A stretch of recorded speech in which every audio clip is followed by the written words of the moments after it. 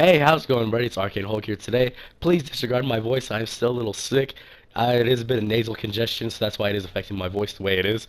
But today I want to go over with you my top 5 games of 2014. 2014 was probably the most, what's a good word for it? The most diverse year in gaming that I've had in a while.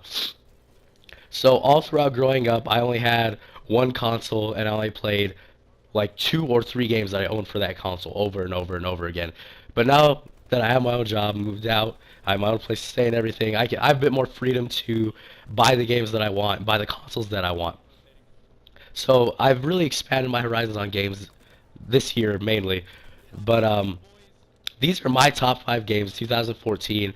And keep in mind, I only have a PlayStation 4, a Wii U, and an iPad as a tablet. So I don't have an Xbox.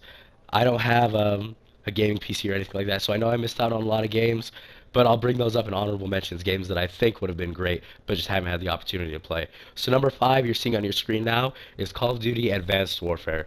I think this game is a huge, huge step up from Ghosts. It is an absolute blast to play. The advanced movement system is excellent. It's just it's a great revitalization for me for the series because it is really, really stale already. Ghost really took me out of it for a while, but Advanced Warfare is much faster paced. It's right down my alley as far as gameplay speed goes, and I just really like the game. A few problems I have with it. Mainly just, it's no surprise. Mainly just comes from the Call of Duty community. Just the people that you play with aren't exactly the best people to play with, if you know what I mean. But that's besides the point. Mainly, I was very, very pleased with the campaign. I thought it was really fun, although it did leave you with a cliffhanger. Like, okay, yeah, we know there's going to be an Advanced Warfare 2 somewhere along the line within the next 3 years. So that was a bit disappointing. I would like to see a fully fledged storyline in one of the Call of Duty games for once. But it was a pretty good story nonetheless. As far as multiplayer goes, it's absolutely a blast to play. I love it 100,000 times more than Ghosts. I played Ghosts a lot, but it really got stale really, really fast. This one's holding up a bit more in my opinion. But yeah, this is my number 5 pick for Game of the Year. Now, before I get started on games 4 through 1, I just want to say I don't have a computer and a capture card. I use the DVR, my PlayStation 4, and Share Factory to create and upload my videos. So unfortunately, I can't provide gameplay of the next 4 games I'm gonna talk about. So that was just a brief disclaimer. Sorry about that. I will hopefully be getting a PC very, very soon. It all depends on how things work out in the coming months. But again, I just wanted to apologize about that. But let's get right into my top 4. Now, number 4 might come as a surprise to some of you guys because you probably haven't seen me play too much of it. I don't upload it too much to my channel. I've only put it up maybe 2 times so far. But my number 4 game of the year is going to be Hearthstone, Heroes of Warcraft. And the reason I like Hearthstone so much is it really starts for me, as far as Hearthstone goes, from when I was a kid. When I was very, very young, I was playing with Pokemon cards, having fun battling with my other friends and everything, and Yu-Gi-Oh cards, all that good stuff. And I don't know, Hearthstone kind of brought me back to that area of my childhood where I wasn't really as into gaming that I am now. I was more into those card games. And Hearthstone is just a culmination of those two things that I loved so much when I was younger. Card games, video games, everything. It made me feel like a kid again while I was playing. It's hardcore, it's strategic, it's a whole lot of fun, and it's just an excellent game all around. Unfortunately, since I can't provide any gameplay video, I will link a gameplay video from one of my 2 that I previously uploaded down in the description below so you can see. Unfortunately, they don't have commentary attached to them, but I will work on bringing those to you. I do have the capabilities now to add commentary to my Hearthstone gameplays, so if you guys are interested in those, just let me know. I'll upload more and more of them. Right now, it's just like a once a week type of thing for when I'm running low on videos and I'm kind of low on ideas and I need to buy myself some time. But yeah, Hearthstone is just all around fun. It's free to play. It's on PC. It's on tablet. It's cross-platform. My roommate and I, he used to be on his computer. I'd be on my tab. We'd be playing each other, and it's a lot of fun. It has some very deep customization options as far as building your deck, and the prices, if you do choose to buy cards, they're not entirely too expensive, and you can get cards easily just by playing a few games. It's very, very simple and a whole lot of fun. Now, my number 3 pick has to be, of course, the one and only Mario Kart 8 on the Wii U. This game was an absolute treat to play from the very first time I took it out of the box. It was a blast. It was a whole lot of fun. Yeah, the blue turtle shell is annoying, but It's just an awesome game. The tracks look amazing. The jazzy soundtrack, I really took a liking to it pretty quick. I know a lot of people didn't care much for it, but I honestly thought it was pretty good. The tracks, they just look better. The DLC is amazing on that game. Nintendo's really stepping up their quality as far as their games go. Not that they had bad quality before, but now it's just like it's on a whole nother level. And a lot of people have been saying this before that Nintendo's making these other companies look like they're not even trying. But it's ridiculous. That game was just so much fun to play. It's fun to play with friends, it's fun to play by yourself. The online works well most of the time, even better now that they have the Ethernet port adapter. So if you have a Wii U and you don't have Mario Kart 8, you're wrong. You're doing something deathly wrong right there. Yeah, highly recommend it. Awesome game, great gameplay, great DLC, soundtrack. It's not too Mario Kartish, but I liked it a lot. Jazz is kind of don't care much for it, but I thought it fit the mood of the game pretty perfectly. Now number two is going to be the gameplay you're seeing in the background now. That is Destiny. Destiny, it gets a lot of hate, it gets a lot of love, and it's very, very addicting. Personally, I came into this game expecting nothing more than, you know, just an MMO type of game. Didn't care much for, I wasn't caring about the story.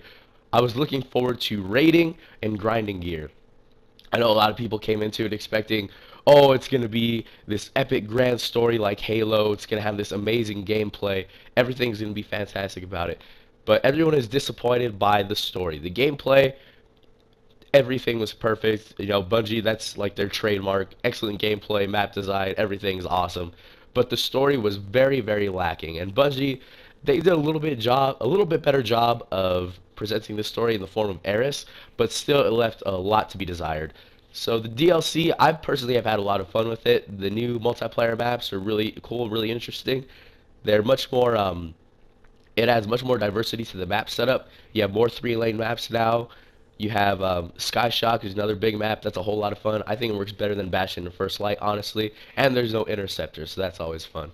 But yeah, I was very let down by the story. I was expecting a little bit more, maybe 4 or 5 more cutscenes, and maybe someday there'll be skippable cutscenes.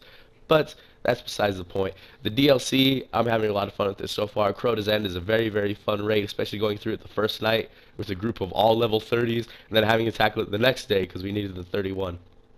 But it was, I just have a great time with this game. My friends all enjoy playing it. We love grinding for exotics. We hate RNG, but we just enjoy our time getting in the game, playing with each other. I guess that's mainly what gets us through it. Yeah, it gets boring sometimes, but we're always back for the weekly reset. And if we get bored, we go and play something else. But yeah, that's pretty much my thoughts about Destiny. I didn't go into expecting the second coming of Jesus or anything like a lot of people did. This game was the way you felt about this game was solely based off of your expectations. So a lot of people were disappointed. They were just expecting a bit too much. Did Bungie promise a lot? Yes. But I don't think that takes away too much from what this game is, from what it's become, from the improvements it's made. And it's only been out for 3 months, and it's already come this far. I can only imagine what it's going to be in 4 years, 5 years, 6 years, 9 years, when the 10-year life cycle is up. I don't know, I'm just really excited to see where this game goes, and I think it has a bright future ahead of it, especially with all the support Bungie's given it and all the feedback they're accepting from the fans. Now, my number one game of the year, this probably comes as no surprise to anybody. This is my obvious choice for game of the year. I really hope it makes it, and that is Super Smash Bros. For Wii U. This game is my absolute favorite Smash Brothers. I was a baby playing Smash on 64. How old was I when I played it on the Melee? I think I was like 8 years old or something like that when it came out on the GameCube.